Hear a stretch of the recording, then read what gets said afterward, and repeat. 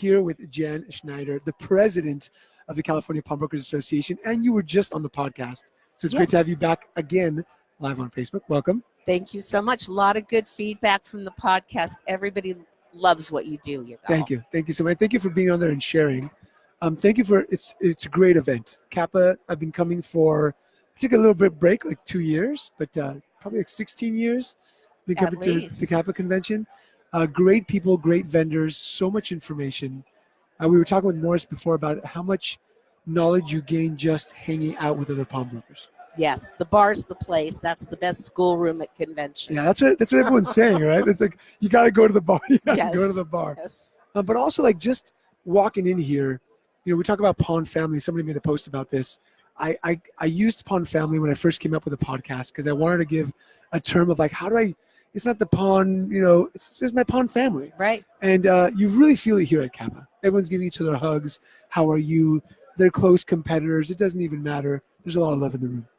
CAPA has really grown into a family, and everyone is so good at sharing. And we talk about our numbers. We talk about our pawn book. We talk about new ideas that are working. We steer folks away from ideas that aren't working. The sharing is amazing because I remember when it wasn't that way. Yeah. So I couldn't be prouder to be the president of this group. I wish, you know, the 2 years has gone by really fast. Yeah. And you've done some amazing stuff, really forward thinking, and really have some big wins when it comes to policy and new regulations. So congratulations. Like, we talked about this on the podcast, but people don't understand how much it takes to pass a law. And the last law that was passed by CAPA, you raised basically the income of the pawnbroker. Yes. Significantly, yes. Right? I think you guys did like a study that showed if somebody does, I don't know, 500 pawns a month, they're making an extra $30,000 a year, something crazy like that. Something like that, yes. That's probably close to what it would be. And we actually have some statistics and charts that we'll be presenting throughout the weekend. Of course, Sam Shockett, got a shout out to Sam. Crunch the numbers because he can do it in a nanosecond in his sleep.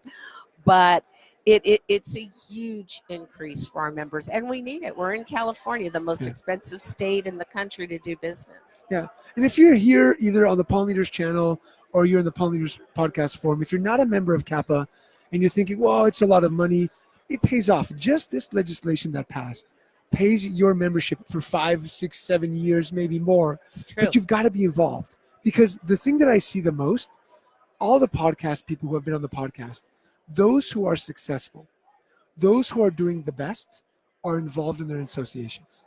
Here's the thing, you know, someone was telling me last night, coincidentally in the bar, that, you know, why am I paying dues? I know somebody who's got a shop down the street and he tells me I'm stupid and he tells me I get all the information online. I don't need to be a member. But you don't get this. Yeah. You don't get to sit with 100 other pawnbrokers and listen to what they're doing and get advice and get new ideas. You don't have all these vendors in one room. You don't have the family, the backup. It's not just for good things. Sometimes it's, hey, I got a problem. Yeah. Do you know who can help me? And this pawn family, that's when they're really a family because they come through every time. Yeah. And I think it's also important to be part of something. Yes. Right? If you're not part of something, you're a lone wolf over there doing it by yourself. Guarantee you've got, you know, employees stealing from you. You might not know exactly what's going on, so you're not making the money you should be making. Exactly. So join CAPA. I've been a member for ages. I was a board member for about 4 years. Jen, thank you so much for putting on a great event. Thank you. Thanks for your service as a president. I know it's not easy to do what you do, and we've opened up CAPACon. We'll be live for most of the day today, either this way or on my cell phone. We'll be figuring it out. But stay tuned. Even if you're a pawnbroker in a different state. Yes. I'm a California pawnbroker. I've been to Midwest. I've been to Dixie, Pawn Expo, the Texas show next year. You learn something from everybody. That's right. And so join us if you're not here this year.